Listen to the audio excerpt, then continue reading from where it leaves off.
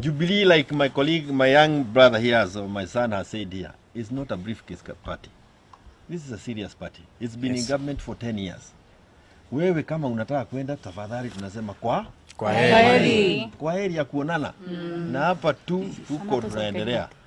And I want to thank all these men and women, members of our party. Sababu wenyewe ndio wamekibiwa wakinuiza, we must do a pleasure before we go and sleep. And I thank them for that. Mengine tutafanya pole. We don't hatustuki ama turiwi na watu ambao na watu baduki wanatembea usiku. Asante sana. Thank you so much. Thank you so much. Tunashukuru. Having our parliamentary group meeting. And this is a parliamentary group meeting organized by the leadership of Parliament, of Azimio Parliament leadership, where we were looking at various issues and resolutions were led out this afternoon.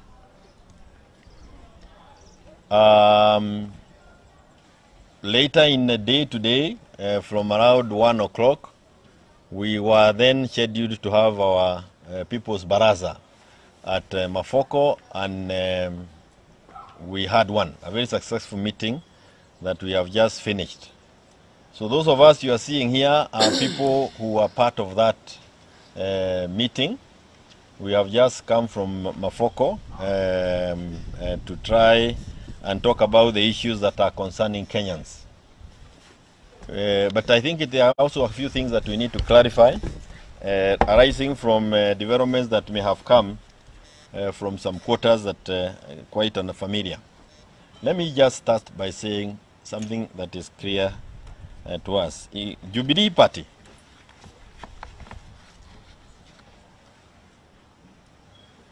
was formed and founded by His Excellency Uhuru Kenyatta, the former head of state or the former president of this republic. We have a functioning constitution that guides us as to what we can do and how and who. We have very many party organs provided for in the constitution.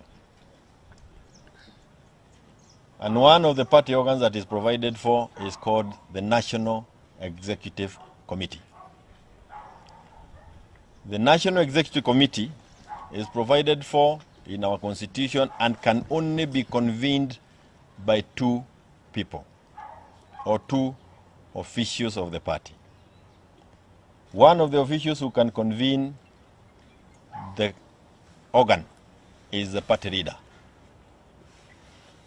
The other person who is mandated by the constitution to convene such an organ is the Secretary General. Any other meeting convened by others outside the 2 party officials that I have mentioned is of no legal consequence. Secondly,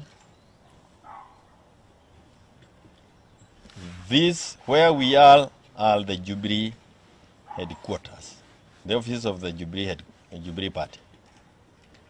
We moved here maybe a week or 2 ago. If there are any party activities that needs to be conducted, they are conducted within these premises. Thirdly, Jubilee Party, during its NDC on the 26th of February last year, resolved to be part of Azimio. We resolved that we were not going to have a presidential candidate. Our presidential candidate was going to be Raila Amolo Odinga under Azimio coalition ticket. Jubilee was not going to field a presidential candidate. We are members of Azimio today, and that is why we were at Manzoni, and that is why we have just come from Namafokolari. You have seen us in Kamukuji, Jacaranda, and even Kibla. And we are heading to Busia, we are heading to Kisii, we will be in Narok, as scheduled by our Azimio party leader. But just to put a few things into context, June 2020, a section of the Jubilee then, now members of UDA, attempted to form a Jubilee Assembly. They attempted to take over Jubilee, and they did not succeed. They went ahead to even try and form Jubilee Assembly, and they had even some fake premises somewhere. It never went anywhere. These attempts will always be there, because there are those people who not want to identify with the cause that we have taken, the cause we took, and we have taken and we remain faithful to. And that is the cause of the Azimio coalition, where we are saying that we have an illegitimate regime in office, for the reason that the votes that we garnered under the leadership of Raila Odinga were 8.1 million votes.